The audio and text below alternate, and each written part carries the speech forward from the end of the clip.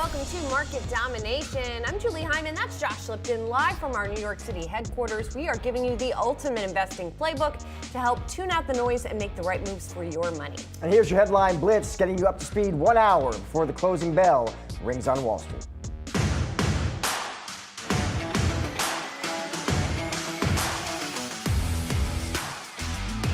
I would look at this as an opportunity, meaning take your time, be strategic. If you see further weakness, it's okay, because this is a long-term story about the future. This isn't about today or tomorrow. We do think inflation is coming down, but Secretary Yellen also noted in her interview that a lot of the stickiness about inflation was centered around housing and housing-related costs. Those are likely to be elevated for some time. But directionally, yes, we think inflation will come down. We do think it opens the door for a gradual rate cut cycle later this year. Employment numbers have been mixed. So payrolls have been very strong. But if you look at unemployment claims, they're almost at cycle highs. I think consumer and employment goes together. When you feel secure in your job, you tend to spend more. We're seeing both of those start to break down. My view is that a recession is a when, not an if at this point. Are we at a recession today? Are we slowly? No, but we're slowly approaching one. And maybe fourth quarter of this year, first quarter of 2025, we will probably be in that recession. We've got an hour to go until the market close. So let's take a look at the major averages right now. We have a divergence today, but it's going in the opposite direction that it has been recently. In other words, in recent days, we've seen the Dow gain while the Nasdaq loses. Today, they've flip-flopped. So what we've got today is the Dow down about 277 points, about 2/3 of 1%, call it. The S&P 500 up about 1/3 of 1%. And then you've got that strength in the Nasdaq up by 1.2%. And basically, you have a rebound after some recent weakness. Did anything in particular catalyze it? Perhaps not, but we're going to talk more about that in a minute. As we get to what's going on sector-wise here today, it's obvious what's working and what's not. What's working is tech and communication services, as I said, sort of bouncing back here. If you look at the XLK, for example, here, it's up 1.5% today. If you look at the 5-day, you see the declines before today's rebound, that decline of about 2.3%. Real estate, materials, utilities, though, are dragging on the major averages. So that sort of broadening that we had been seeing in the rally over the past few days, where the S&P equal weight was keeping pace, are we seeing that in today's session with the S&P, as I mentioned, up 1/3 of 1%? The S&P equal weight is now down about 3/4 of 1%. And then there's another thing I want to talk about, of course, and that's the other big thing that wasn't working the past few days, and now it's working again. Talking about Nvidia, of course. It still has not jumped back up in market cap above that of Apple and Microsoft. However, the shares are up 6% today. It, too, had been sort of languishing for a few days and now is rebounding once again. Josh?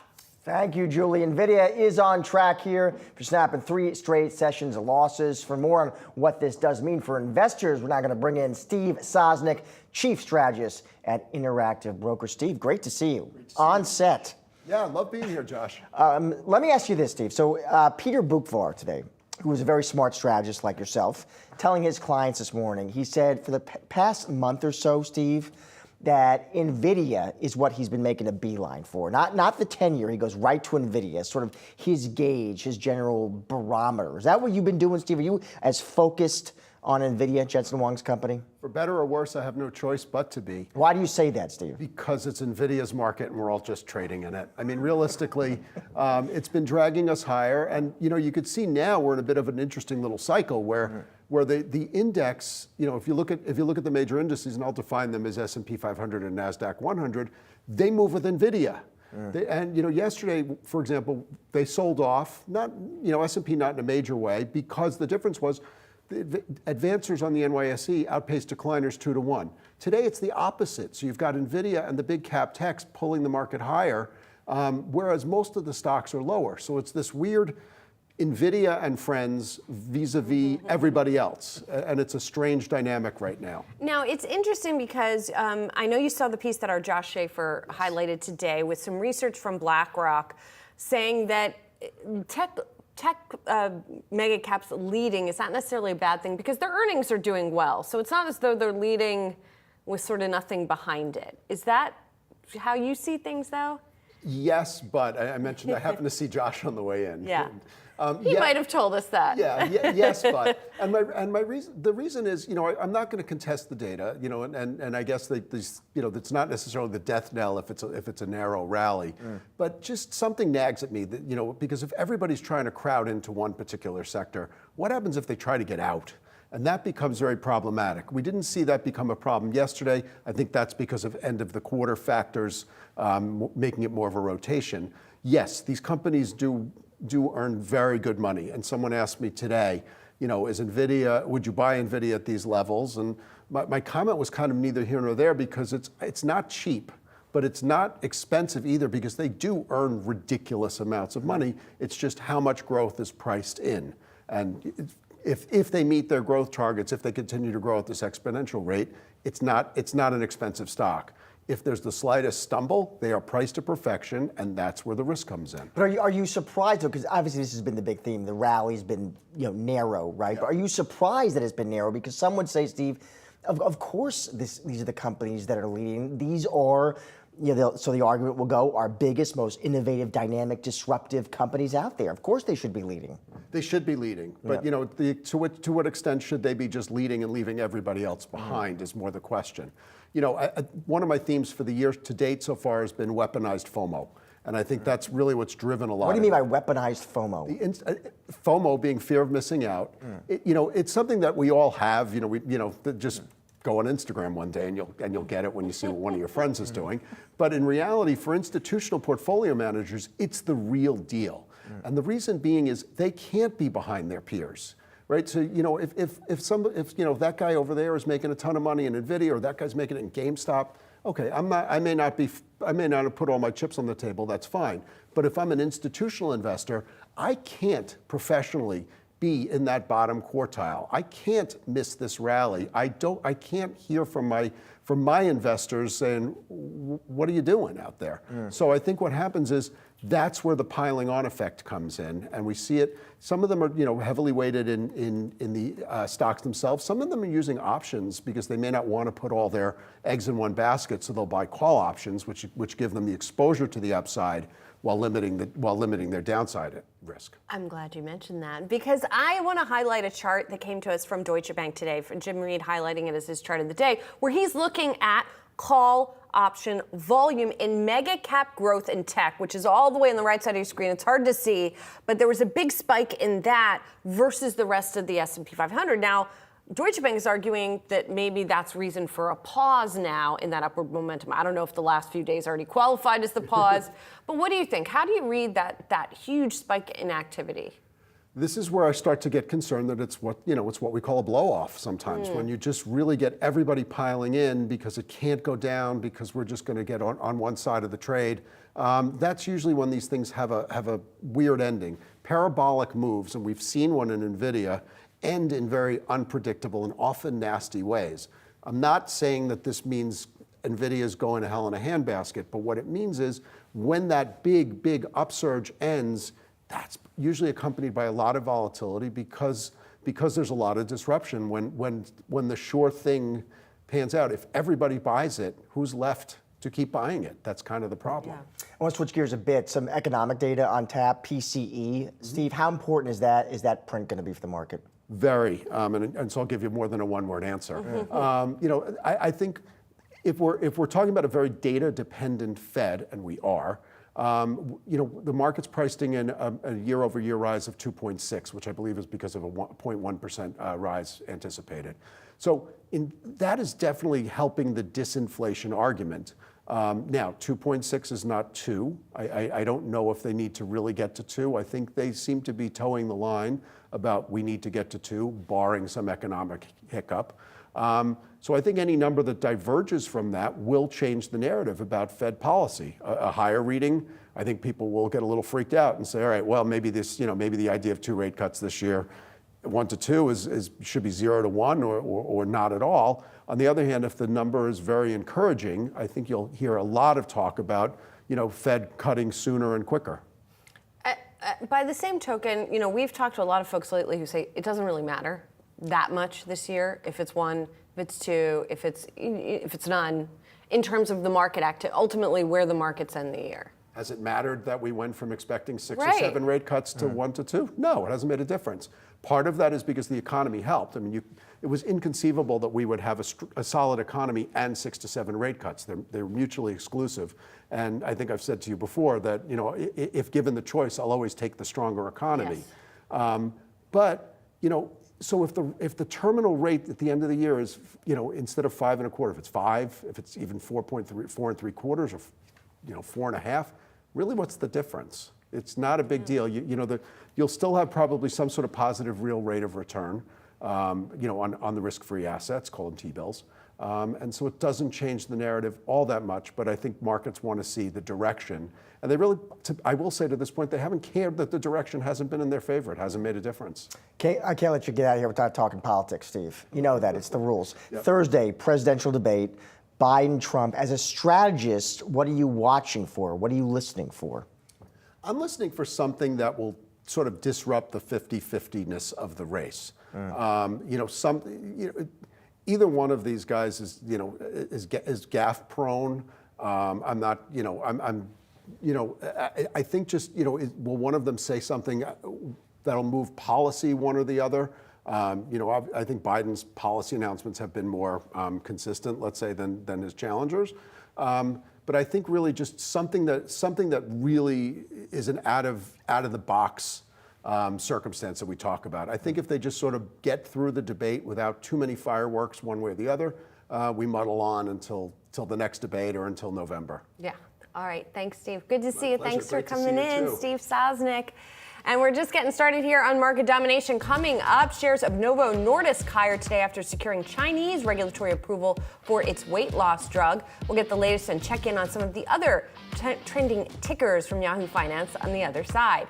Plus, President Biden and former President Donald Trump, as we've just been talking about, they're in the political spotlight this week. But what topics really matter for voters? We'll discuss that. And FedEx set to report earnings after the bell today. We'll break down the numbers as soon as they cross. Stick around, much more market domination still to come.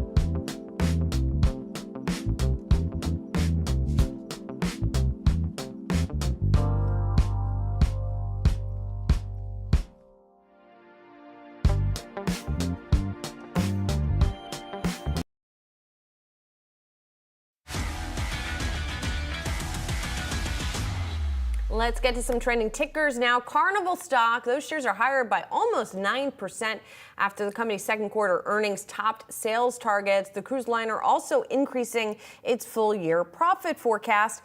And interesting here is also the debt position of the company, because Standard & Poor's raised the company's debt rating now to BB after the numbers. So it's still below investment grade, but it's only 2 notches below investment grade at this point. Yeah, the CFO talked about, Julie, saying how the company's managing down debt and interest expense, saying they have prepaid $6.6 billion of debt during the last 12 months. Also, some very confident, sort of optimistic comments from CEO Josh Weinstein, saying we are very pleased, he said, with the continued acceleration of demand for 2025 and beyond, and clearly investors were too. Yeah, and all of this is we are seeing just blockbuster demand continuing for the cruise line operators. The company is also booking ahead to next year. People book their cruises way in advance. So they're booked for 2025 already, and the bookings for 2025 are ahead of where they were this year. Last year at this time. The stocks, though, haven't done that great, with the exception of Royal Caribbean. It's done well this year. It's up more than 20%. But the other two ocean cruise liners, now we have Viking. So now we have to say ocean cruise line companies, they're down this year. Yeah, although we got a little bit of, I saw a lift for Royal and Norwegian today, sort of like, rising tide. Sympathy, as yeah, they there say. You go. Yeah. Moving on to Novo Nordisk. Let's check out that stock. Soaring all-time high today after its popular weight loss drug Wegovy was approved in China. Yahoo Finance's Anjali Kamlani has been tracking the news and joins us now. Anj. That's right. Of course, we know China, the biggest market for any drug company, and no different here for Novo Nordisk. The company is rising on the news that Wegovy was approved, which opens it up to the private market in China. No news on what the price will be over there, but we already know Ozempic has already been approved. Now, this win could be short-lived. That's the only downside to the news, which is that they already have a patent fight going on. Semaglutide is going to expire in 2026, protections there in China, which is much earlier than the rest of the world. So China is already gearing up for competition for these two drugs. And so while it is good news, Novo does have a handle on the manufacturing and does have a head start, it is also looking to face competition much earlier in that country. And so that would be generic competition then, once that expires. That's really interesting. How does China sort of get away with those shorter, just because they can? Because they can, because it's a market that you have to play with the government, right? It's different than in other countries where you do still, there are, of course, other countries we know, especially in Europe, where you do interact a lot more with the government, but it's not the same as in China, which is a little bit more controlled, as we know. So Interesting. Yeah. Thanks a lot, Anj. Appreciate it. We are also watching shares of SolarEdge. They are trending, but they're going in the wrong direction if you're long the stock. One of its customers, PM&M Electric, filed for bankruptcy. The company, SolarEdge, that is revealing that in a filing. And SolarEdge, by the way, also saying it now expects negative free cash flow of about $150 million in the current quarter. On top of all of that, the company is also planning a $300 million convertible note offering. So that'll be convertible into shares that will dilute the value for existing shareholders, all of that combining into a big tumble for those shares. Yeah, I reached out to Jordan Levy at Truist, and he covers the name. Here's what he told his clients after this news. He said, listen, the free cash flow guidance he told them was offered was considerably below his forecast, saying that does not expect liquidity to be a concern here, Julie, but said the negative free cash flow guide likely represents another proof point, he said, of continued market challenges and inventory overhang. Sticks with his hold rating for now in the name. Yeah, definitely. And those shares really tumbling here. By the way, that customer that that is filed for bankruptcy owes SolarEdge $11.4 million. So it's unclear how much of any of that they will get. There you go. All right, moving on. President Joe Biden and former President Donald Trump will meet for their first debate on Thursday with a focus on topics such as the economy, gas and oil prices, as well as each of their views on the rest of the world. But after the election's over, how much control does the president actually have over these topics? Yahoo Finance's Rick Newman joins us now with more. Rick, how much control, Rick? Not as much as most people think. And, this is nothing new in 2024. Presidents always say, I'll be better for the economy. And voters more or less buy it. voters clearly in their minds, they associate the state of the economy and their overall sense of well-being with whoever happens to be president at the time. But there's honestly not much any president can actually do to affect the economy. And if you doubt it, look at inflation under Joe Biden. If Joe Biden if there were some button the president could push in the Oval Office, Biden would have pushed it. He would have prevented inflation from hitting 9%. Trump would have pushed it to prevent a COVID recession. Both of them would have pushed that button to keep the national debt by rising by at least $8 trillion under each president. And every president who's ever been in office during a recession obviously would have tried to prevent that recession. The Federal Reserve is the most powerful financial institution in the world. I mean, everybody on Wall Street, I think, would agree with that. And even the Fed can't prevent recessions, and the Fed could not prevent inflation from hitting 9%. So it's a little bit silly if you back away from it to think that the president has all these powers he can use. He doesn't, but that's not going to change the conversation. I mean, the president gets credit or blame for what happens in the economy, and that's going to be the case in 2024. Well, let's back up a little bit, Rick, because there certainly have been a lot of folks who have argued that the immense stimulus that was pumped into the economy was a contributing factor to inflation. So I'm putting stimulus in a different category, Julie. First of all, those are emergency measures, and that's not something the president does alone. All of this, well, let's see, we had 4 major fiscal stimulus bills during COVID. 3 of them were bipartisan that Congress passed when Democrats had control of the House. So Democrats had to vote for that bill, and President Trump signed them. And then we had a 4th bill that was somewhat partisan. That was Biden's American Rescue Plan in 2021. And then we had the Federal Reserve that did tons of monetary stimulus that was at least as important as all that fiscal stimulus. That's why interest rates on mortgages went below 3%. So I'm kind of leaving that aside because those are emergency things that tend to happen on a bipartisan basis. Even back in 2009 during the financial crash, we had bipartisan stimulus that Congress passed. But that's the point. That is bipartisan. That is not something that the president can do on his own. And when you get the whole of the government behind something, yes, that can be extremely forceful, but that's not something the president does on his own. So Rick, as you point out, if presidents don't have relatively too much impact and influence here, but as you also rightfully point out, it doesn't really matter. They're getting the credit or the blame either way. So what is Biden's kind of game plan then, Rick? If you know inflation is top of mind, is he sort of handcuffed there? Is the game plan basically, okay, I just got to hope inflation continues to moderate into November? Biden's game plan is to take credit for the things that are going right and blame the things that are going wrong on other factors. So we can break this down. So it's correct that Biden is right when he says we've had record job growth during his administration, almost 16 million new jobs. That is not because of anything Joe Biden did. That's because Joe Biden came into office in 2021, just as all of these stimulus measures were gathering force. And by the way, as usual, when we have some kind of global downturn, America sucks less. We suck the least. So America is the place where everybody wants to be, whether you're an investor or a business owner or even a worker during a downturn. So, United States attracts all this. And that's why we've had this record job growth under Biden. And then Biden also says inflation predates me. There's a lot of truth to that as well, because the forces for inflation were basically in the pipeline when Biden took office. Again, that's all that stimulus spending. It's the huge shift in demand from services to goods that happened during COVID, supply chain snafus, and then the whipsaw effect as we went back to services, which is where all the inflation is right now. My contention is that if Trump had won a second term, we would have had about exactly the same amount of job growth and about the same amount of inflation, which would have changed the narrative. That's counterfactual. We're not going to be hearing much about that in the debate. But Biden just has to hope that inflation comes down enough by Election Day and everything else, job growth and economic growth, stay solid enough that voters start to feel a little bit better about what we call the Biden economy. Either that or everyone will read your column and they'll realize that neither of them has that much control. Right? They have control over other stuff. They have control over immigration, regulation, to some extent abortion policy. Those are things, yes, the president makes a difference. What's going to happen with taxes, that makes a difference. But the overall economy is a beast of its own. Rick, thank you. Hi, guys.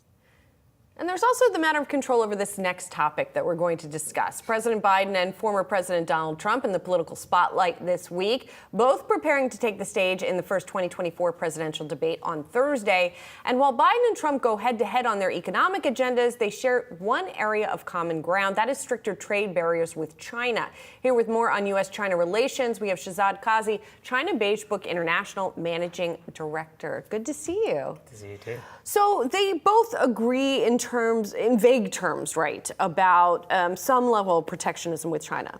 The magnitude, however, is quite different, right? Because we have heard President Biden has put on some new tariffs on China. Former President Trump has talked about really expansive tariffs. So what are you going to be listening for? Yeah, I think we know that the Trump team, and specifically President Trump, he's talking about 60% tariffs on China and double-digit tariffs across the board, generally getting the country out of, ending the PNTR status with China, the permanent normal trading relations, and maybe even pulling the U.S. out of the WTO altogether. Now, the reality is in a debate format, when you have two opposing sides standing, they're just going to try to outdo each other. You'll put 25% tariffs? How about 250% tariffs, right? So the idea is, can they actually get any of this agenda of theirs accomplished when they are in office? How realistic are the trade policy promises that they're going to be making the American workers predominantly, and how are they going to protect American farmers and so forth as they lay out their agenda on Thursday? And Shahzad, sort of like regardless of who wins in November, what do you think that relationship between the U.S. and China looks like, in kind of the near intermediate term here?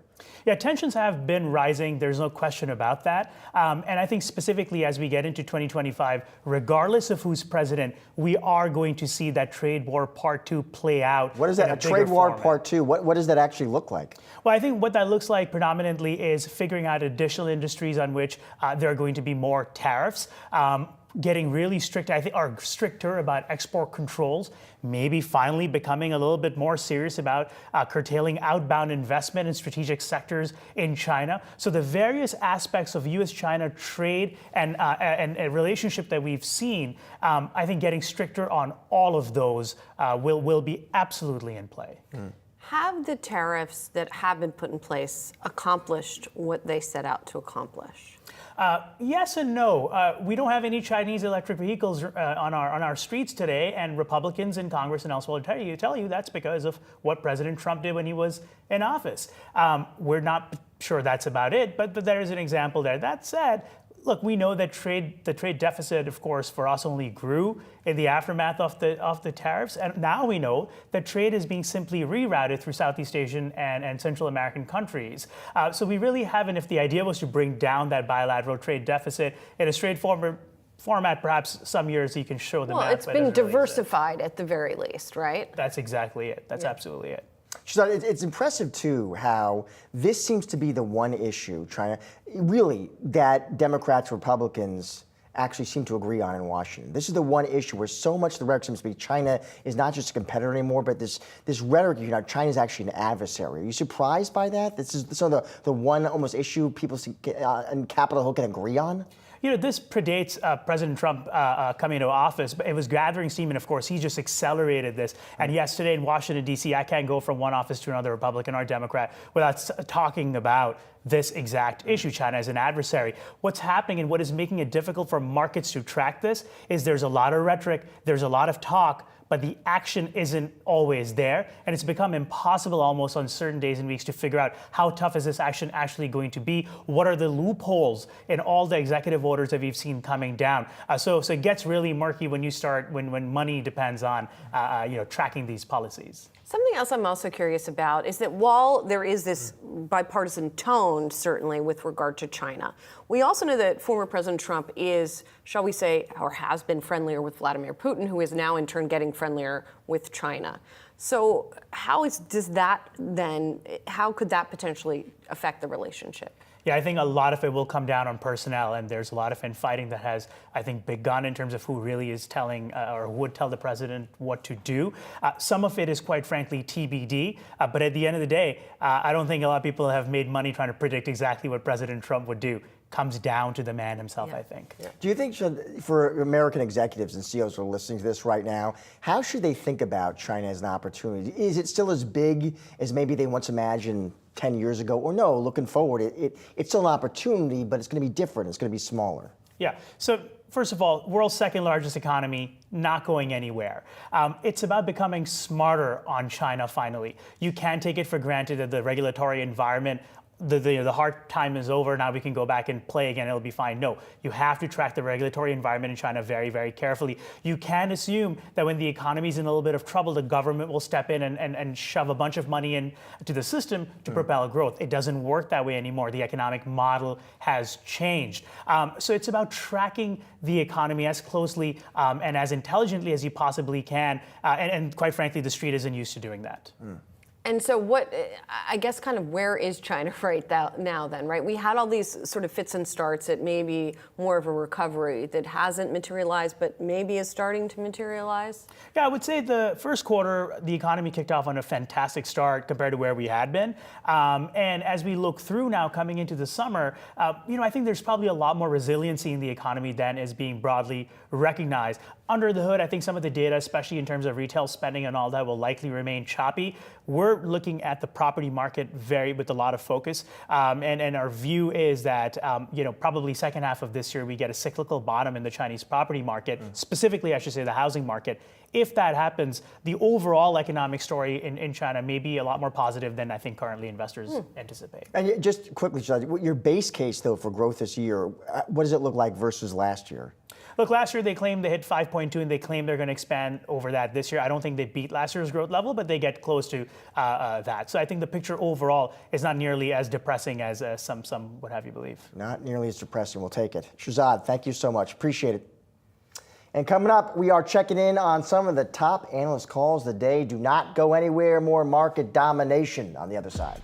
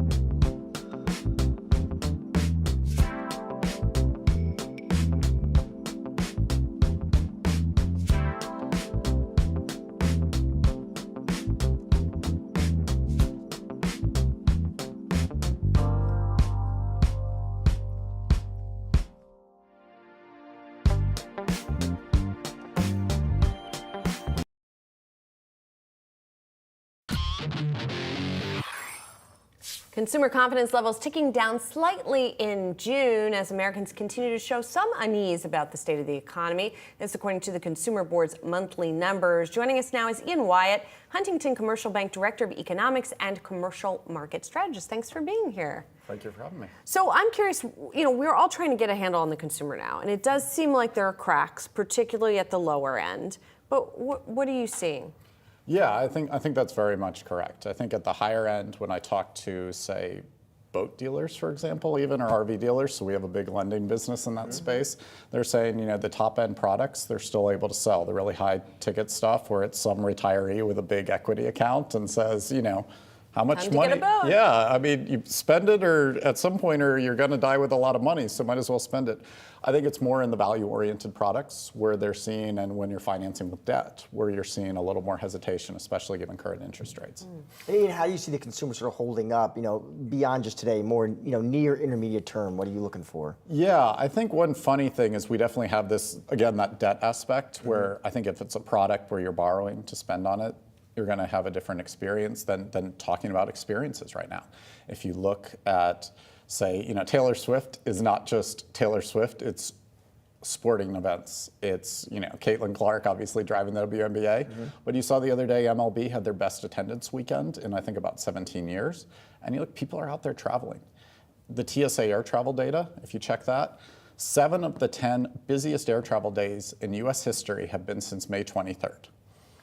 Yeah, so people are getting out there and they're spending money on that, even as maybe they're still squeezed at the grocery store. They're still feeling a little. I mean, what does all of this tell us about inflation and how reassured or not you are that we're going to continue to see it moderate? Well, I think also those high-end consumers to keep in mind is a lot of them have owned their houses for a long time. They refinanced in 2020. You're locked in at 3%. You're feeling good. Exactly. Yeah. I mean, I gotta say, anecdotally, if I may, we bought our house not even 4 years ago, but rates have changed a lot, even if they haven't owned them for a really long time. Rates have changed a lot in a short period of time. Yeah, and your house payments may have gone up a little with property taxes and insurance obviously has gone up, but the reality is that owner equivalent rent, which is such an important part of CPI for those 2/3 of Americans who own their house, is more a theoretical thing. It's, your payments have not gone up nearly as much as inflation says housing costs have gone up. So you're out there spending. You're feeling pretty good about yourself. You're hitting the road, traveling, and you're kind of, I think Americans are still in that post-COVID, almost euphoric reaction to, I was tired of sitting at home. I want to get out there and hit the road. And we're traveling internationally. I think we're up about 20% year on year, international travel. We're seeing it in domestic travel. We're seeing that. But I think, at the lower end, the consumers who rent, the consumers who were for a while getting the biggest raises, about 2015 to 2023, you were seeing the bottom 25% of Americans were getting the largest percent increase in wages.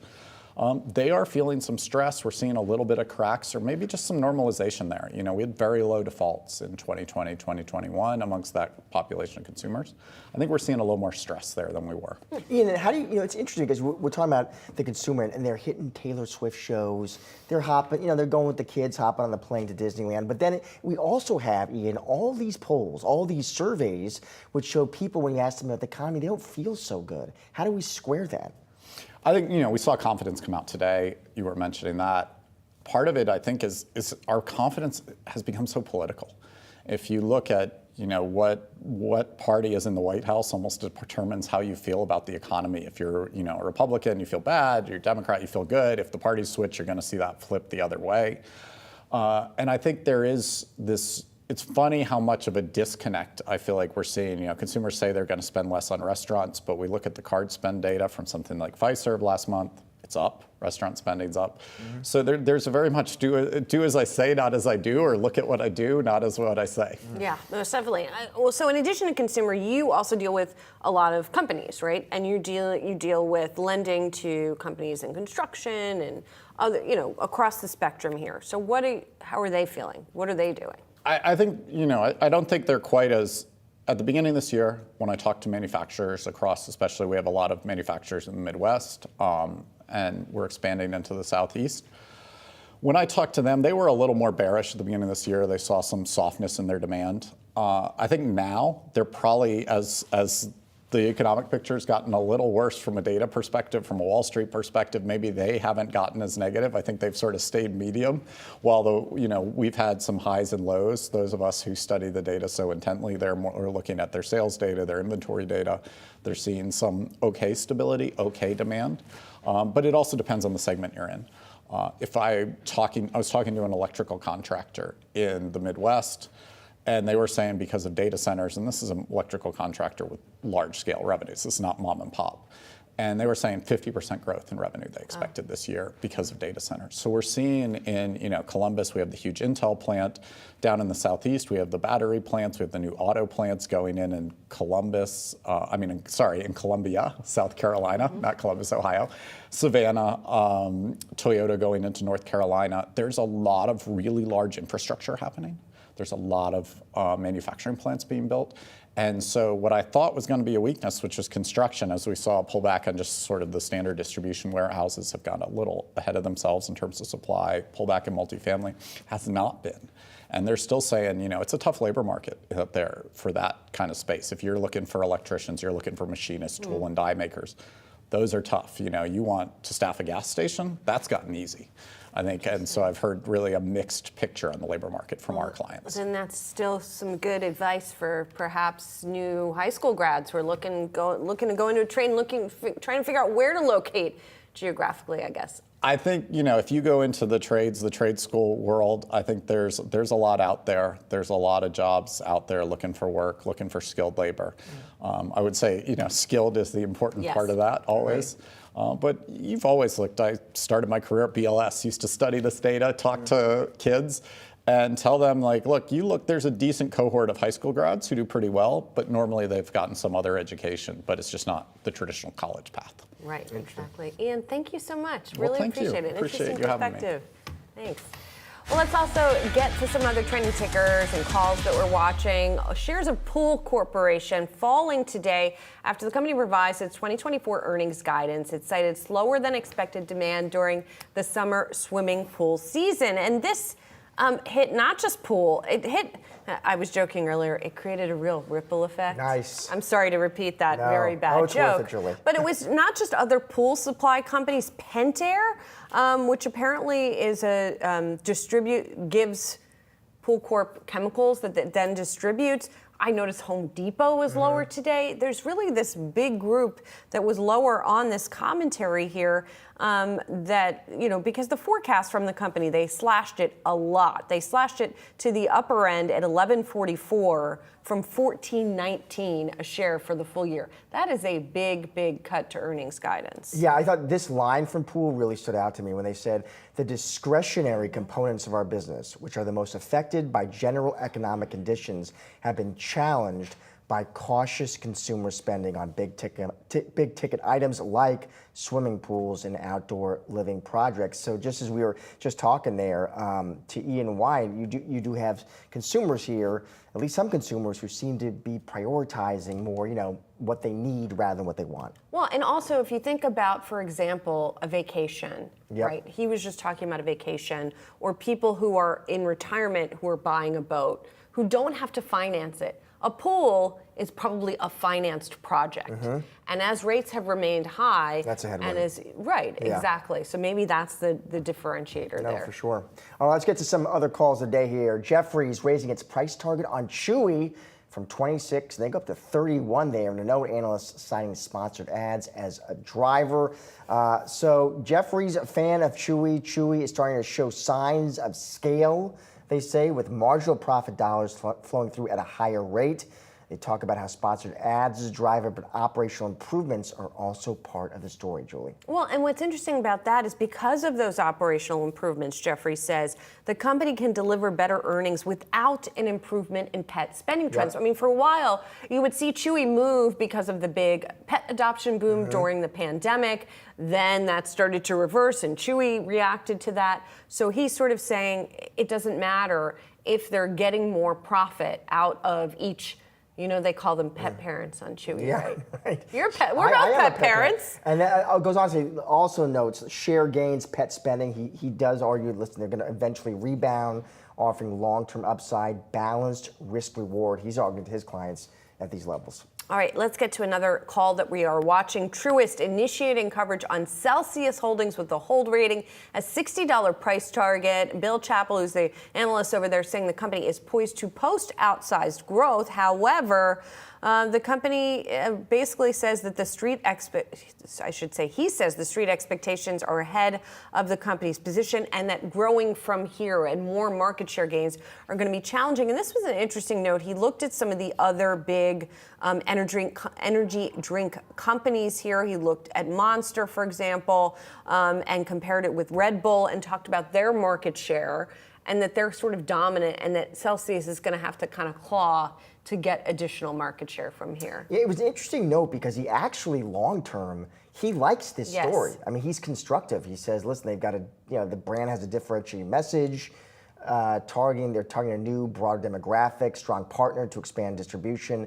I think the money line here and why he's initiating with a hold is we just worry, he says, that the street expects the story to move up and to the right for the foreseeable future, and we have never seen a hyper-growth story progress in a straight line. You never have enough energy drinks, apparently. No, you really I think can't. Brian Sozzi would say that. I wouldn't say that, but all right, we're less than 5 days out from a consequential French election that's already fueling volatility in European markets. How can investors play the political change in their portfolio? We will discuss next. Ever wonder why a stock suddenly drops double digits? Or Bitcoin unexpectedly hits record highs. We're unpacking the catalysts driving daily market action and explaining the chain reaction. Why are oil prices trending lower despite ongoing geopolitical tensions? Or why a company's stock is up even though it missed on earnings. Insight from top strategists, economists, and business leaders will help you make the smartest choices for your portfolio. This is Catalysts. Tune in daily, 10 a.m. Eastern on Yahoo Finance.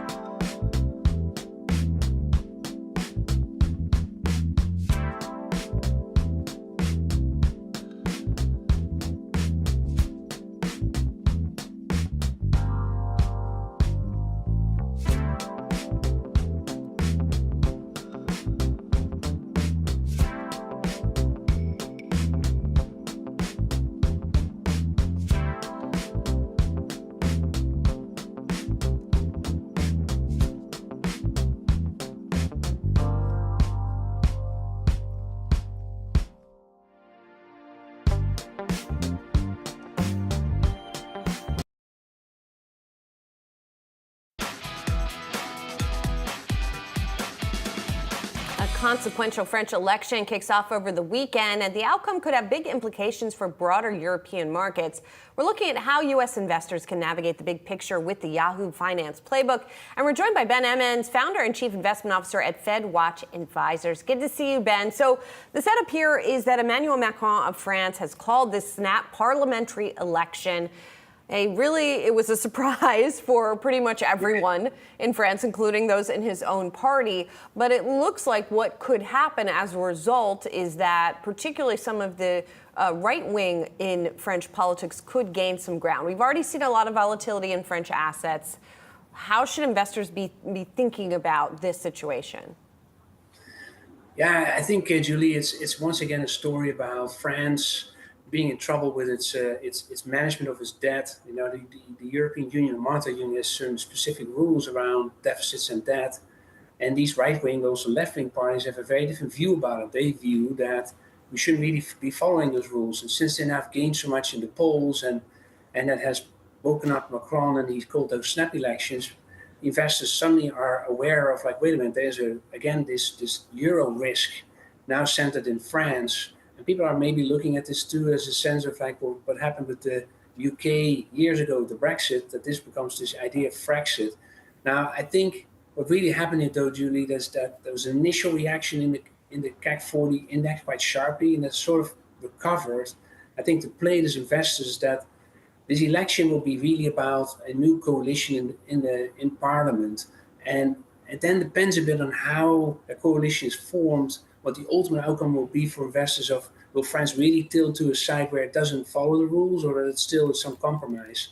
Looks like from the price action some compromise, so it looks too that the initial reaction is quite sharp. It has made, I think, some of the European tech stocks as well as small caps relatively attractive to US small caps and tech stocks. So you're suggesting, Ben, despite all these headlines, that what's happening in France here, this could be for investors an opportunity here? I think it is, because, you know, oftentimes when you get these geopolitical tensions around a certain subject, like this case, a political issue, it seems that the populists don't really get much anywhere, right? They may get re-elected or get elected, but they can't form a government or have trouble to form a government, and therefore not all their plans materialize. And so as you're getting this adverse reaction in the stock market, it seems to have overshot to the downside because the new future government cannot do much. And then therefore it becomes an opportunity. So I think this is an opportunity to take risk here. It is an opportunity. How would you do that, Ben? Would you get into equities in France, or would you be looking at debt? What's the best way? I think both, Julie, because French bonds, if you think of it like these are the more safer assets in the Eurozone compared to, say, in Italy or Greece. And because of the ECB's major influence on these markets with rate cuts already coming through, those bonds look interesting. But French stocks to an extent too. I mean, what has really sold off are the French banks. Those are well-capitalized institutions now, so that looks really overextended. So I think you can play both French stocks and bonds going into the election. What about, Ben, I don't know if you have thoughts as well, UK elections set for early July. Any thoughts there, Ben, how you're thinking about that as an investor, as a strategist? Yeah, I think those elections are similar, although different issues happening there. But, in the UK, it's been all about inflation. That's like we have our election here will be much centered around inflation. And I think there it's a different story. It's more about if we're getting a different government, it probably will more be about, will this government actually tackle austerity, which the UK tends to be more focused on, bringing the deficit down. But what will happen really to inflation? That's not clear. If anything, if there's going to be a lot of confusion about what fiscal policy will do, inflation picture may not necessarily change. And yet the Bank of England is sitting there trying to cut rates at some point. So I think UK is a little in flux here currently. I don't think there's a clear opportunity there compared to the situation in France, which looks much more of an overreaction to these geopolitical headlines. It's interesting, Ben, because in general, we have seen some of the rightward-leaning parties gain ground in continental Europe in particular. Outside of France, are there other areas where you think things have been sort of mispriced and you think there are opportunities?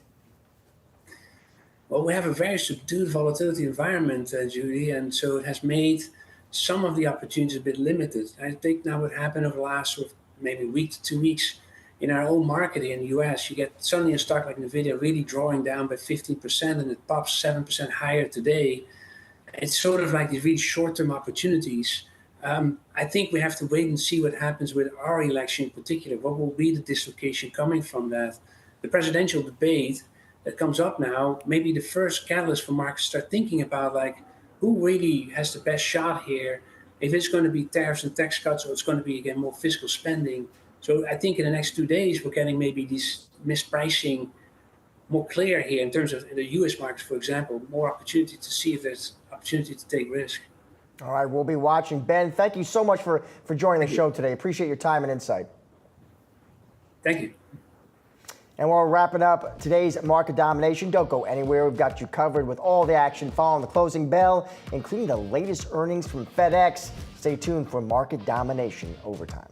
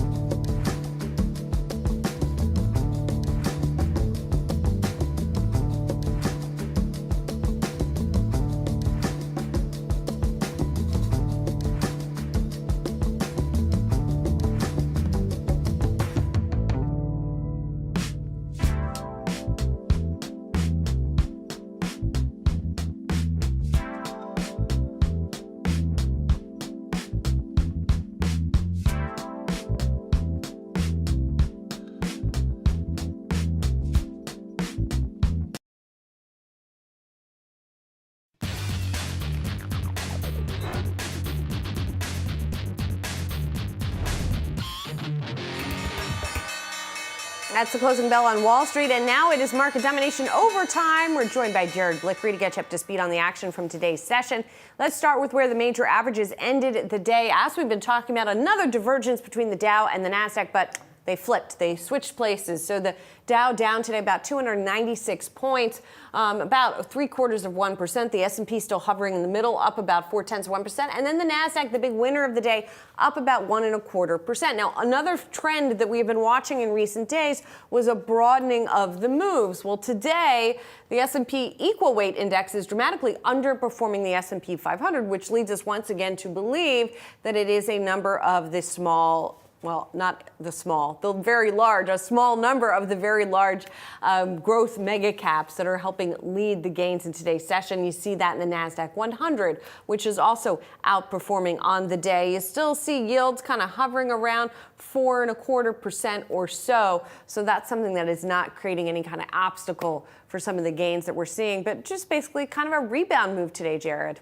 Yeah, you know, the 10-year is interesting. It's been consolidating over the last 5 days or so. Hasn't moved much, so it's just coiling for a move, and that itself could be a catalyst. But I've been told I have a minute here, so I'd like to show you what the S&P 500 market cap versus equal weight has done here over the last few days. And so the cyan line up here, this is the equal weight, and you can see it was soaring yesterday, but it took a dive today. Meanwhile, the S&P 500, the regular way we calculate it, market cap weighted, just been trending down, although it is up a little bit today.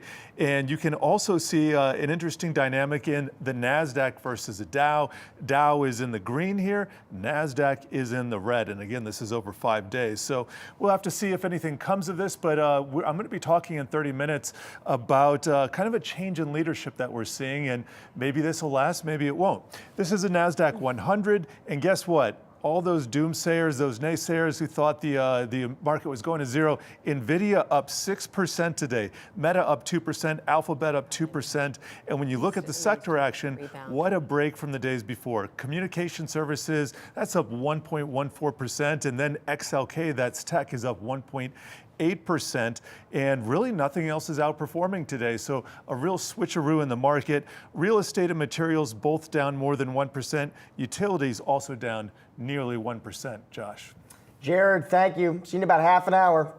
Stocks closing the day mixed here as Nvidia regains some of the losses from that 3-day losing streak. Despite the brief sell-off, our next guest continues to be favorable towards AI, but has some concerns the back half of the year. Let's welcome in Dryden Pence. He is the CIO for Pence Capital Management. Dryden, good to see you. Good to see on you. Set. Happy to be here. So here, obviously, one theme we've been talking about a lot, Dryden, is how, yes, the rally has been narrow. Investors have been sort of hyper-focused on this, trying to make sense of it. You say, though, Dryden, leadership might change in the back half of the year. So you see possibly maybe the baton getting handed off. Why do you think that, Dryden? And who does the baton get handed to? Well, I think the baton gets handed to a wide array of companies, but the reason why we see this in the back half of the year, you've had this long period of time where you had a lot of the S&P inside an earnings recession, but kind of rolling recessions turn into rolling recoveries.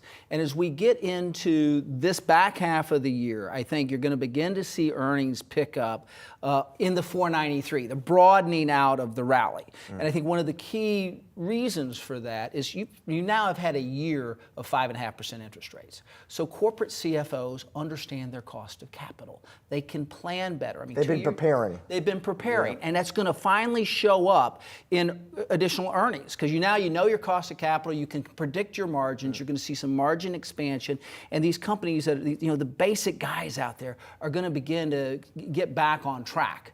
And I think we're going to see this margin expansion in the second half of the year. The 493 is going to broaden out, and I think that's what propels the company. We love AI. We think all the parts of the chip supply chain are good, but when you think of leadership, they can only lead so far. And so at this point, you think the rest of the market broadens out and moves forward as we're going to see, I think, a lot of earnings surprises in the rest of the 493. So it's not that those leaders are necessarily going to come down. It's more that everything else is going to rise. Maybe not to meet it because the growth has been pretty spectacular, but at least in that direction. Right, because when you think about the S&P around 22% price per share, and then but if you take a look at everything else, they're down about 17s and 18s. So there's some room for the rest of the 493 just to catch up, and they don't even have to catch all the way up. Right. But if you just get you move from 18 to 21 on PE ratios, well, that's a pretty strong move for the rest of those companies. So I think the leadership changes because it broadens out. You got a lot more horses in the race now. And John, we did get some Fed speak today. Look at your thoughts on that. We had Governor Michelle Bowman speaking, said she sees upside risks the inflation outlook. We heard from Governor Lisa Cook, said it would be appropriate to reduce rates at some point, thinks inflation improves gradually this year. Any of that language surprise you, Dryden? What are your expectations for the Fed this year? Our expectation for the Fed is you may get one at the very end of the year. We've been in the camp that we're going to be higher for longer for a while. And you're going to continue. At some point, they pivot. But they'd like to pivot. They'd like to pivot, but I think it continues to move to the right because you have this tremendous robustness of the American economy. I think what people have forgotten is we've added so many workers. We've added 6.1 million new people working in this country since the height of pre-pandemic. When you think about that, that's like adding the entire labor force of Illinois. And that's like adding the entire GDP of France, which is the 7th largest country in the world. And so we've grown France in the last 4 years. That's a lot of money in the economy. And so I think that continues to give a strong base, and that's one reason why they're having a little hard time with getting inflation. If you give American money, right, what do? They spend it, right? And that kind of drives aggregate demand, and I think that that's one of the key things that are happening here. So I think we just continue to shift right. Sooner or later they pivot a quarter of a point, and then they're going to kind of wait and see. But I think you can only get the inflation genie back in the bottle so many times, right? The last thing they want to do is have it reignite. So I cut and then have to take it back. They'd have to take it back. So I think they're going to prolong this out. But since 1971, we've lived over half our lives with a Fed funds rate over 4%. It's not the end of the world, and so I think that we can kind of survive this for a while and continue to have a very robust economy. Yeah, as people get used to it, I guess. I want to pause this conversation because we just got some numbers coming out from FedEx, and in particular, the forecast is getting some attention here. The company's fiscal 2025 adjusted earnings per share, it is predicting will be at $20 to $22 a share. 21, right in the midpoint there, is above the 2085 that analysts had been anticipating. You can see revenue coming in line with estimates and adjusted earnings per share at 541, a little bit ahead of what analysts had been anticipating. The company also says for fiscal 2025, it is expecting a buyback of up to $2.5 billion worth of its shares. So that also supportive of the shares, and they are seeing a 9% gain here in just as we see the first blush reaction to those numbers. Also, we got the statement here from the company as well, Josh. What stands out to you? Well, yeah, I mean, it's interesting why you kind of look at FedEx even more broadly. Obviously, we look at it as a kind of economic bellwether. People look at this as sort of a read on the consumer, where they're at and kind of where they're headed. I think guidance is a big focus. I think also that the cost-cutting efforts, Julian, obviously FedEx has been working to get leaner and meaner. The stock had not done a whole lot heading into the print. I mean, it was basically flat and up single digits over the past 12 months, but at least initially, nice pop here in the after hours. Yeah, and I wanted to focus on some comments also that Raj Subramanian made. He is the CEO of FedEx. He talked about making significant progress in fiscal 2024. This is their last quarter of their fiscal year, and 4 consecutive quarters of expanding operating income and margin that he is highlighting in a challenging efforts to try to transform the company here, and he says momentum is going to continue in fiscal 2025. Remember, FedEx has experienced some setbacks, including losing the USPS contract to UPS. That was something that happened in the past year. So this looks like a bit of a relief for investors. Yeah, up almost 10% here in the after hours. Dryden, any views, takes on FedEx here or transports more broadly?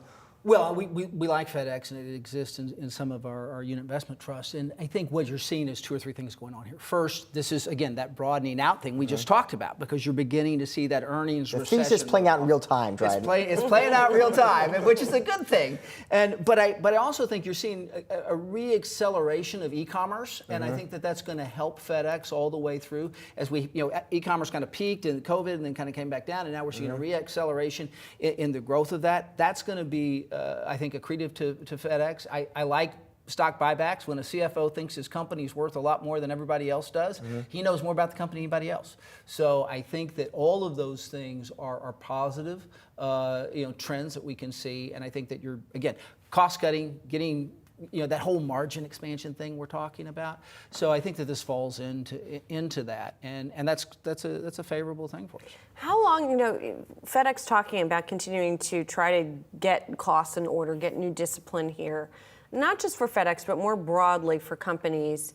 Where do you think we are in that cycle? Or do you think that that cost discipline is here to stay for a while?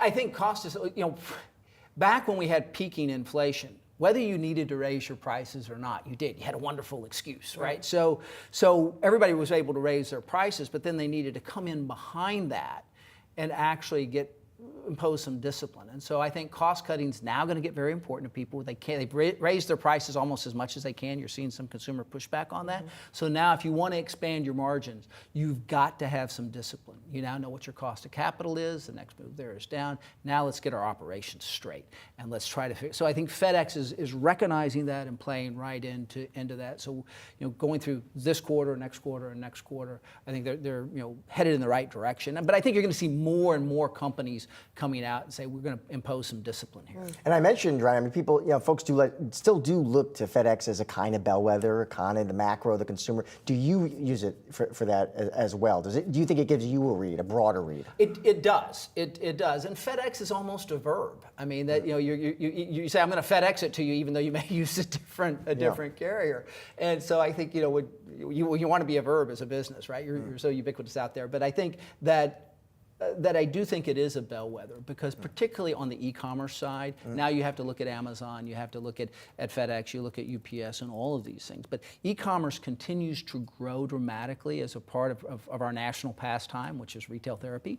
And so I think that that FedEx is going to be a great benefactor of that, but it's also a great read when you just look at volume of package. Yeah, I just want to mention a couple more details from the statement, kind of to the themes that we're talking about in terms of cost cutting. The company is permanently retiring 22 of its Boeing 757-200 aircraft and 7 related engines. It says it's continuing to modernize the fleet, but obviously that also can help cut some costs.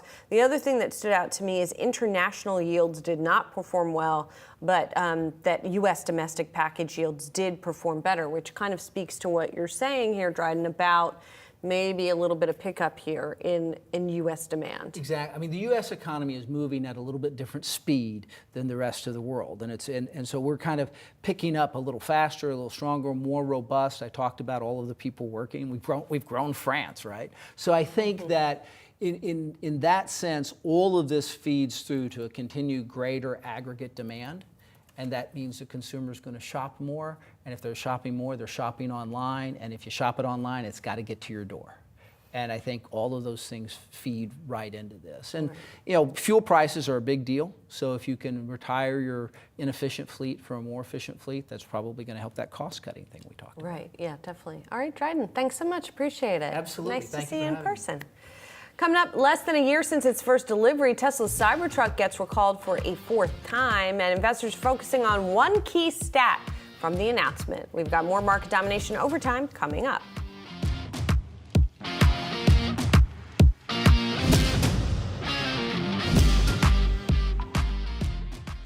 Ever wonder why a stock suddenly drops double digits?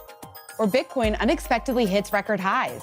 We're unpacking the catalysts driving daily market action and explaining the chain reaction. Why are oil prices trending lower despite ongoing geopolitical tensions? Or why a company's stock is up even though it missed on earnings. Insight from top strategists, economists, and business leaders will help you make the smartest choices for your portfolio. This is Catalysts. Tune in daily, 10 a.m. Eastern on Yahoo Finance.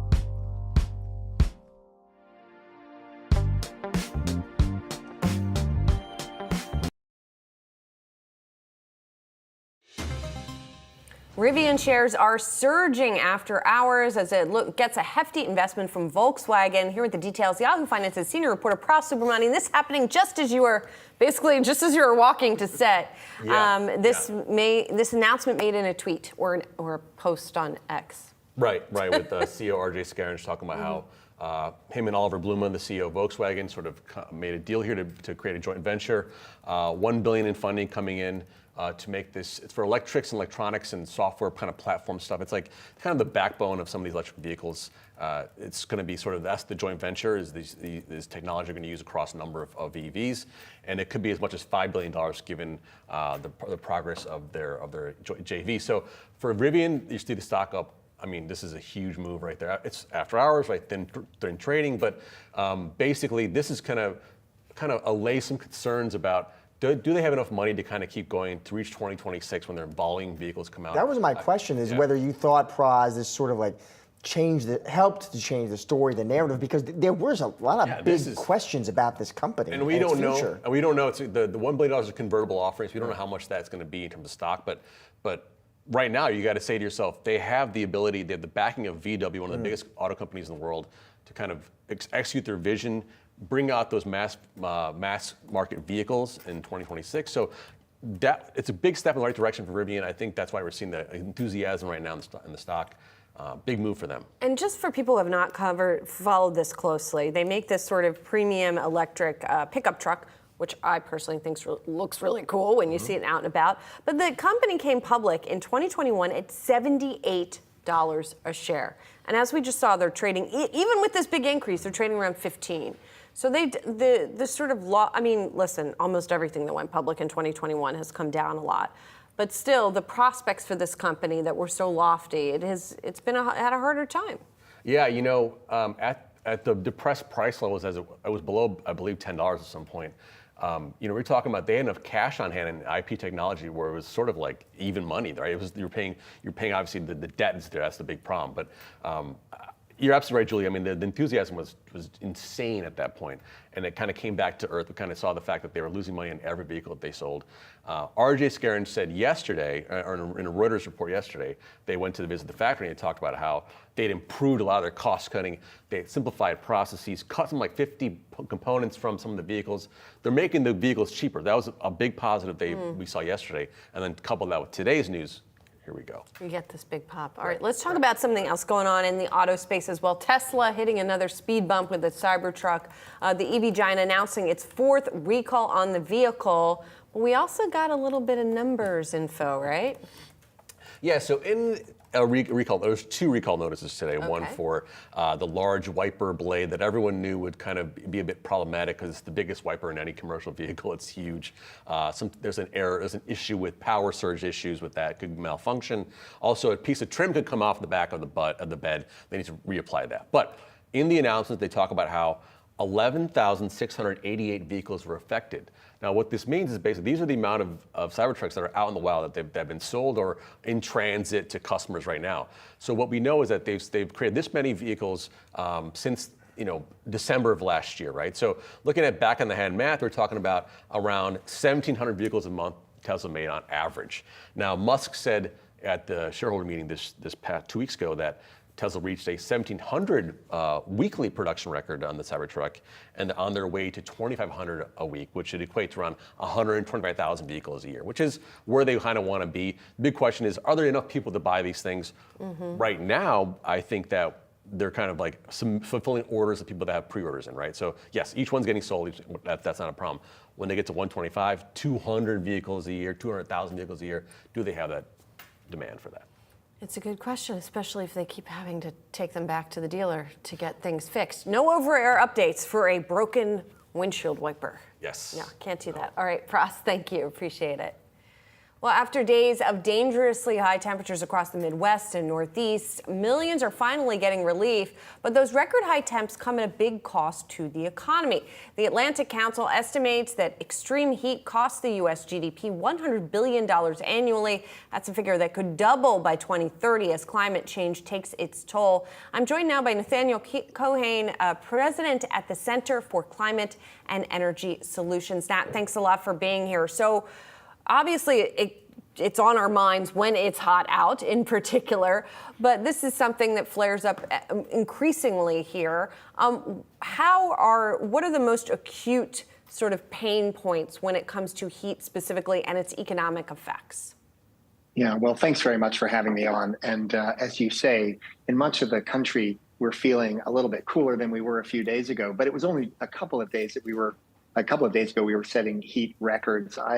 My organization's based in Washington, D.C., hit 99 degrees, a record high for late June. And I think many of the parts of the country felt similar amounts of heat. And as you say, it really does have an impact on the economy, and that comes through a range of channels. Think about first, like agricultural production and crops, right? When the heat gets too hot, that really can threaten agricultural productivity. It can undermine farming and farming productivity. You think about the costs of cooling that businesses have to spend on, whether it's data centers increasingly or whether it's big box stores like Walmart cooling their facilities or their warehouses. But perhaps more surprising and more hidden, really the big impacts are around labor productivity. You mentioned that that study by Atlantic Council, $100 billion a year currently, they estimate, just from the hotter days due to climate change, with that doubling by the end of the decade, maybe reaching $500 billion or half $1 trillion within a few decades. And that's just the labor productivity piece. It is harder to be productive. It's harder to do good work when the heat really climbs. And then there is also heat-related mortality in the U.S. That's less of an issue. It does happen in real bad heat waves, but globally, that's a big impact, both in terms of human impacts, but also in terms of economic impacts. You add this all together, and we're looking at, maybe a percentage point or two of GDP within the coming decades. That's a pretty big amount for just one aspect of the changing climate. Yeah, and if depending on the country, I'm sure that is even more. And that's just for the U.S. Exactly. Right, exactly. I have to be on a personal note, Nat. I commute via New Jersey Transit. And I don't know if you've seen the headlines, but both New Jersey Transit and Amtrak have been affected by the heat because apparently old wires do not like hot weather and they sag, and then the power goes out to all the trains. So do you feel that there is enough acknowledgement? Let's just focus on the infrastructure side for a moment. Mm-hmm. What are we doing and how are we addressing in the U.S.? How are we heat-proofing, for lack of a better term, sort of our logistics and infrastructure systems? Well, you're absolutely right to raise infrastructure. That's another category, and particularly when you think about transportation infrastructure, you mentioned New Jersey Transit, Amtrak, but also the grid infrastructure, which of course is related to that as well, providing electricity to those trains. We work at C2ES, we work with a lot of companies, and I will tell you, electric utilities, this is one of the top issues on their minds, especially if you get out west where the heat issues are more intense, and there's also a bigger threat of wildfire. So thinking about how we build resilient electric grids that can both be that can continue to perform and to operate at higher temperatures, the wires don't sag, et cetera, that don't present a risk of wildfire to surrounding areas. You think about Texas is another area where really has struggled with maintaining the performance of its grid with really record high temperatures. So the short answer is we have to do much more to heat-proof our infrastructure, to build a more resilient grid and a more resilient economy. And this is just one aspect of the way that climate change is really shaping our economy and requiring us to make real investments in adapting to it. Well, Nat, I guess the question is, are we doing that, right? Are there examples that we see where the threat is being taken seriously and we are seeing those investments being made? Because it's already too late in a lot of situations, but I guess it's never too late because it's just still going to continue to be hot. Well, that's right. So if you look first at the resilience investments that we're making, so what are we doing to adapt to the changes we're already seeing? You do see a lot happening at the corporate level. I mentioned electric utilities. You also have companies like Walmart thinking about how to do a better job cooling their warehouses, their stores. You have data centers, utilities that are providing electricity to data centers, and the companies that are running those data centers are worrying a lot about cooling. So companies are starting to take this seriously. And what's interesting is when they make investments in their own resilience to climate, they often look to also invest in the resilience of their communities. I think there's more that the federal government and that state governments can do. We're starting to see that. FEMA, the Federal Emergency Management Administration, is starting to look at the investments that need to be made to adapt to a changing climate across the board, including on heat. But the last thing I do want to say is we also need to get at the issue at its source, right? So we need to invest more in a more resilient grid, a more resilient economy, more options to keep people cool. But we also need to cut the emissions of climate pollution that are really driving up temperatures in the first place. And that's an area where we've made a lot of progress. There's much more to be done. So on both fronts, we need to both make the investments to make our economy more resilient, but also make the investments in a cleaner grid and a cleaner economy overall that will cut the emissions that are causing the problem in the first place. Well, here's hoping. Nat, thank you so much. Nat Cohen, appreciate it. Thanks very much for having me. Now moving on to what to watch. Wednesday, June 26. Starting off with Nvidia's shareholder meeting that kicks off at 12 p.m. Eastern Time. Stock breaking 3 straight sessions of losses today. While analysts do not expect many new updates, Nvidia could use the meeting, of course, to reiterate the strength in its AI advancements.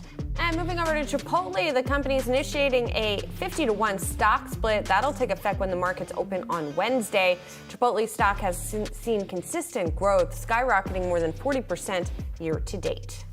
And investors can also expect some earnings. Micron, General Mills, Levi Strauss, and BlackBerry all reporting. Micron announcing third quarter results after close. Analysts expecting revenue and margins will increase throughout 2024. And finally, data on new home sales for the month of May coming out in the morning. Economists forecast that number to increase to 640,000, giving us more insight into a tough housing market for home buyers. Well, that'll do it for today's Market Domination Overtime. Be sure to come back tomorrow at 3 p.m. Eastern for all of your coverage leading up to and after the closing bell. But don't go anywhere. On the other side of the break, it's asking for a trend. Got you covered for the next half hour with the latest and greatest market-moving stories so you can get ahead of the themes affecting your money. Stay tuned.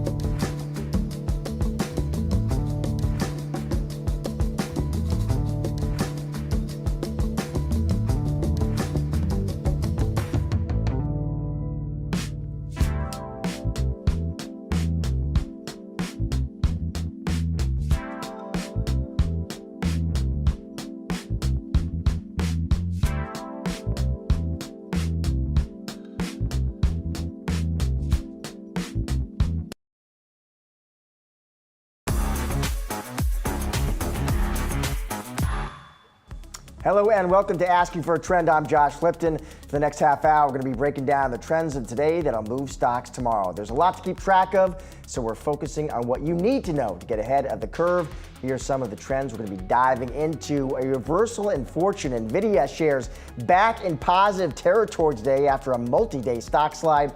It raised more than $500 billion from the chipmaker's market cap. But do not mistake a few bad days for a bigger warning sign about AI, says UBS. Analysts there are reassuring investors that demand signs remain positive.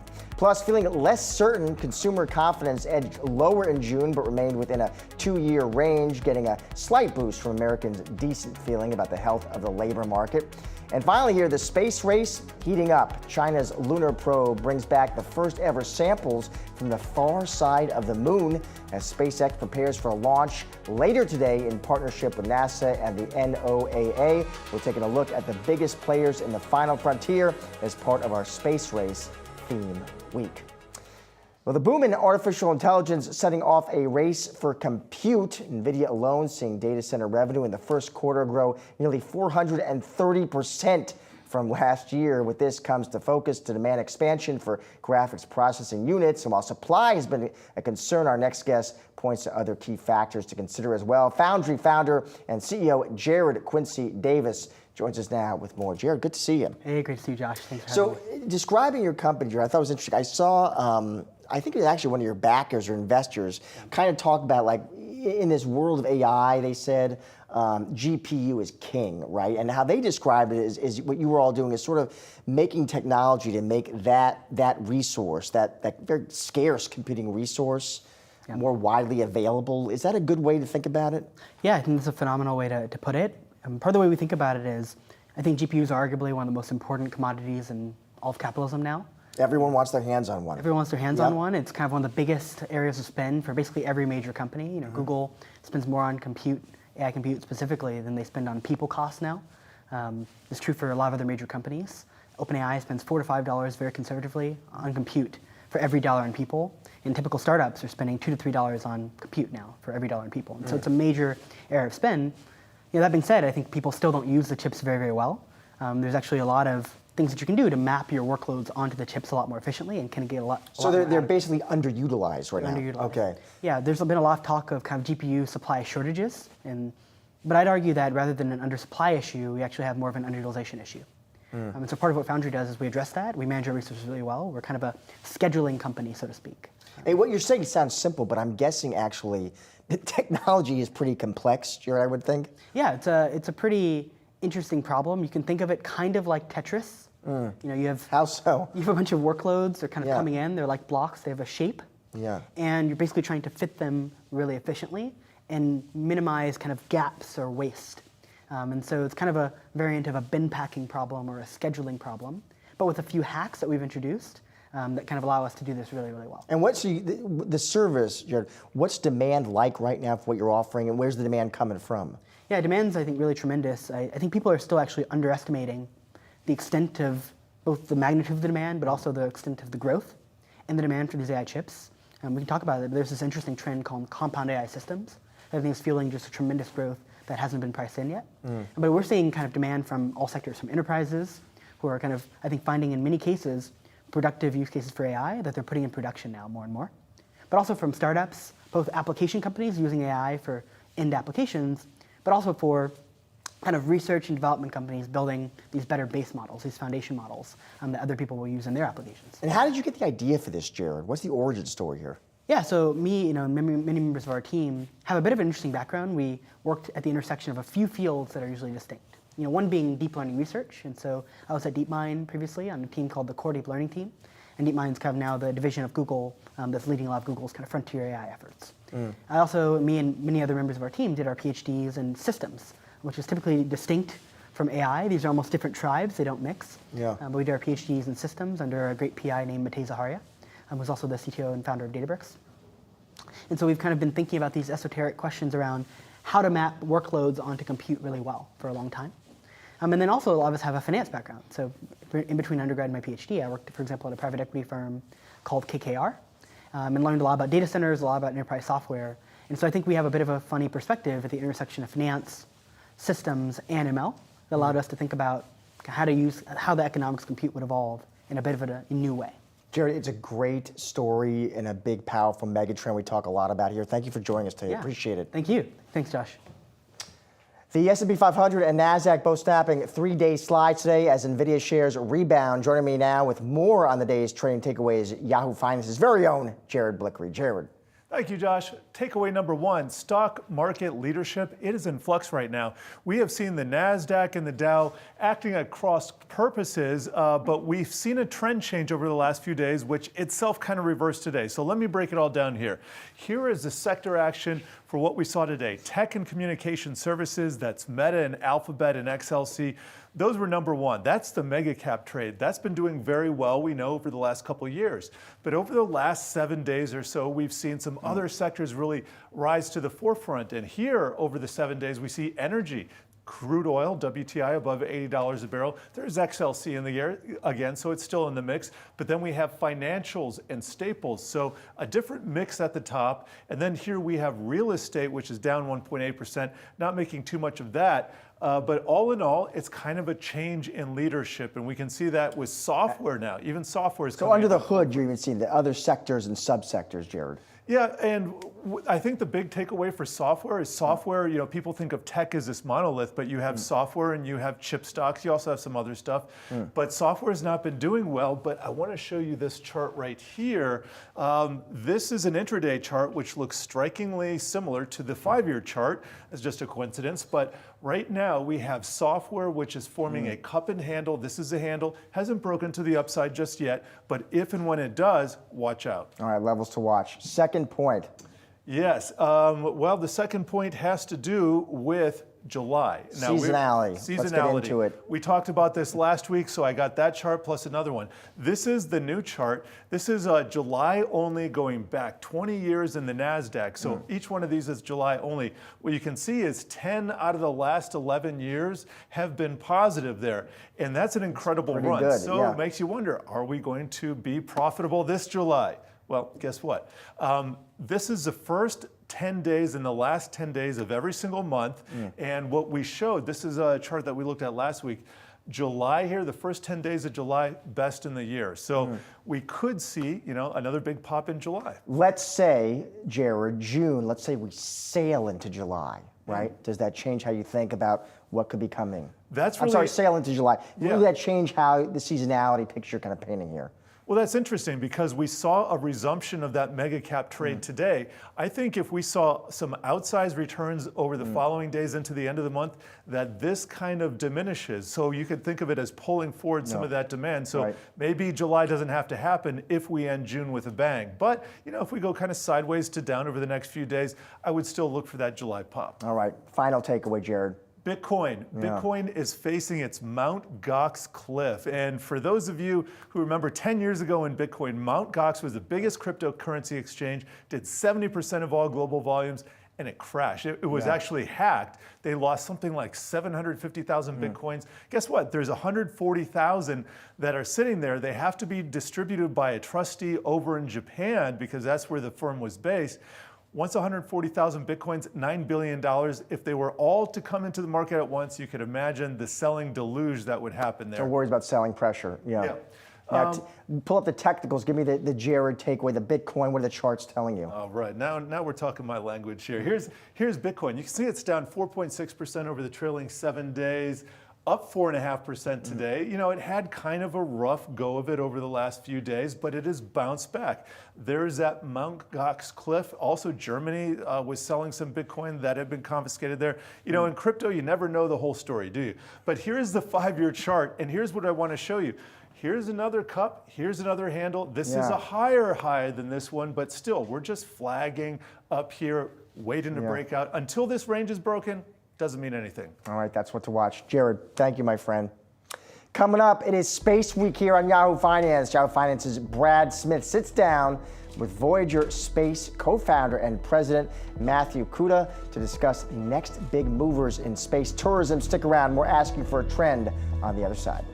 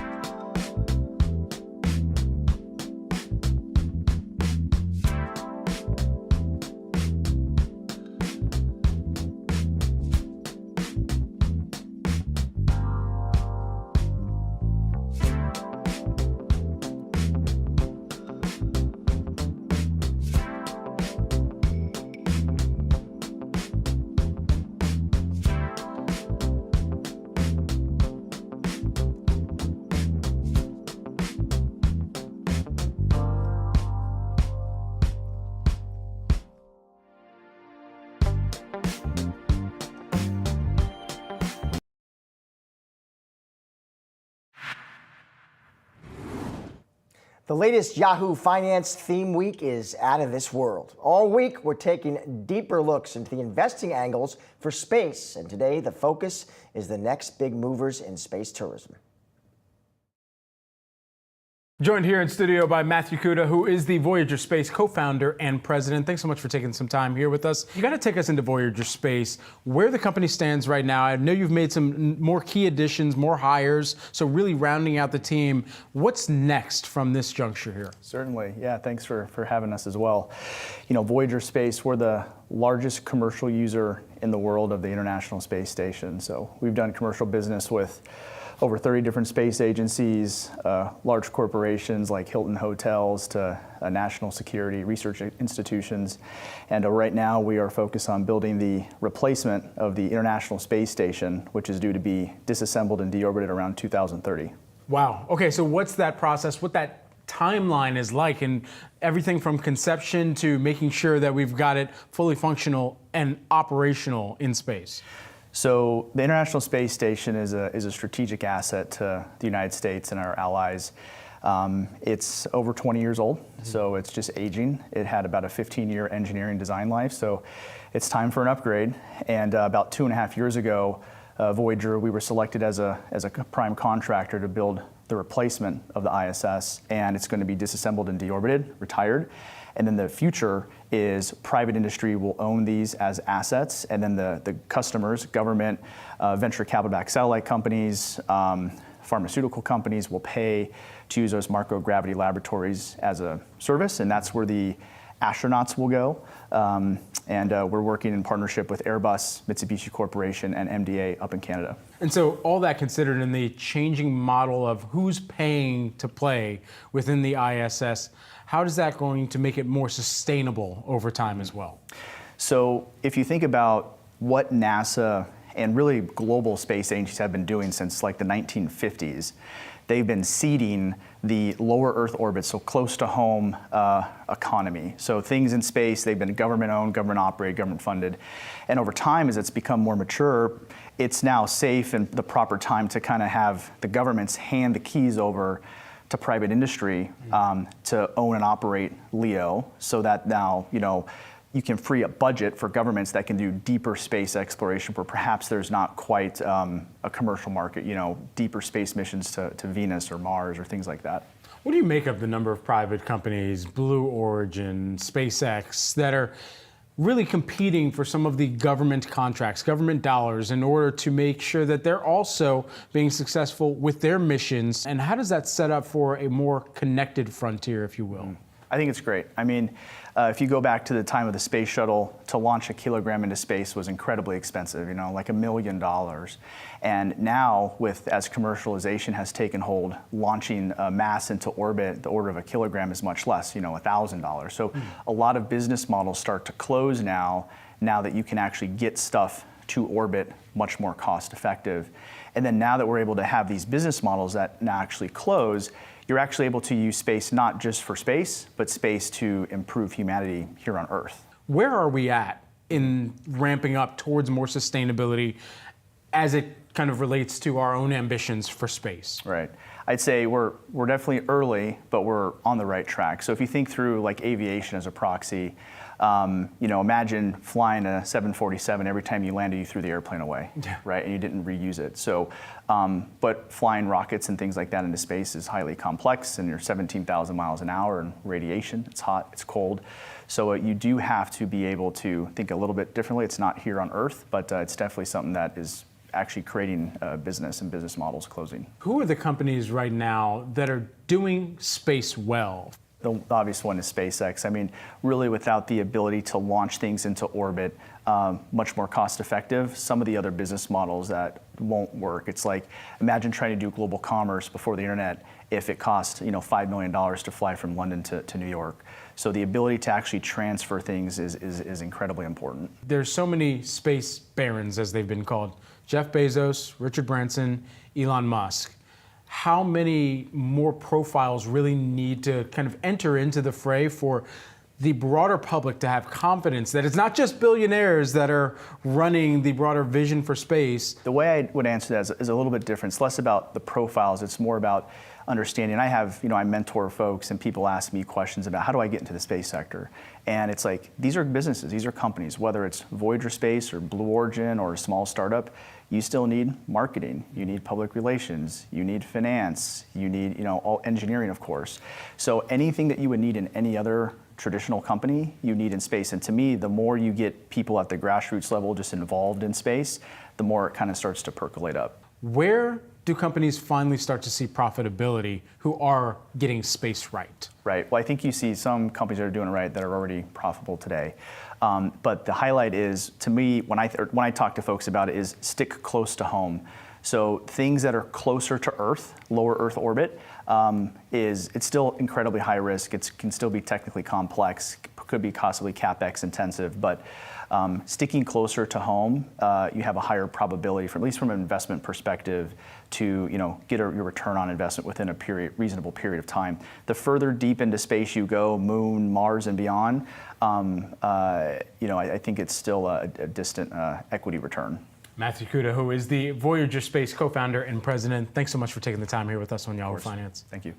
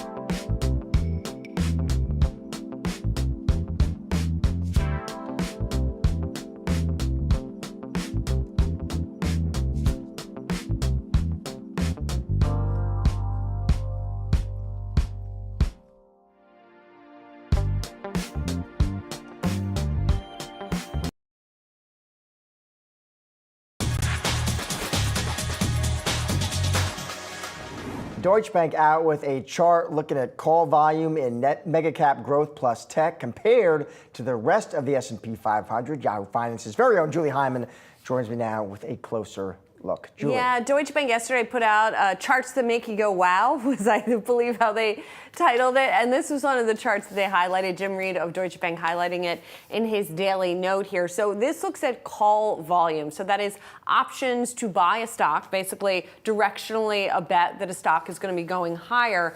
And so what this measures here is in the purple line, it's call options on mega cap growth and tech. And then if you take everything else out, if you take that out, this is the rest of the S&P 500 here in blue. And we go all the way back to 2019. And frequently they've tracked pretty closely together. But recently here we see a big divergence with that mega cap growth and tech really popping up here. A lot of call option volume, whereas for the rest of the S&P 500, it is sort of languished here. Now, how would you read that? Well, obviously, it's a big bet on those stocks going higher. But in addition to that, it's what Steve Sosnick earlier in our conversation with him from Interactive Brokers said could be read as a so-called blow-off top. And that seems to be how the folks at Deutsche Bank are reading it. They say market positioning is stretched. So maybe due for a breather as a result of this. There's a couple of other things that they're pointing to here. They say there is a buyout blackout period that happens for companies. So we talk all the time about companies doing buybacks, I should say, but there are certain periods of time when they're not allowed to do them ahead of earnings or other news. And so where basically 80% of the S&P 500 will be in that blackout period in coming weeks, so you won't have a support for some of these companies that have been buying back their own shares. And also this positioning is in the 95th percentile, so you tend to get a reversion to the mean here. So that maybe points to a pause in upward momentum, Josh. All right, Julie Hyman, thank you. And that is a wrap on today's Asking for a Trend. Be sure to come back tomorrow at 4:30 p.m. Eastern for all the latest market moving stories affecting your wallet. Have a great night.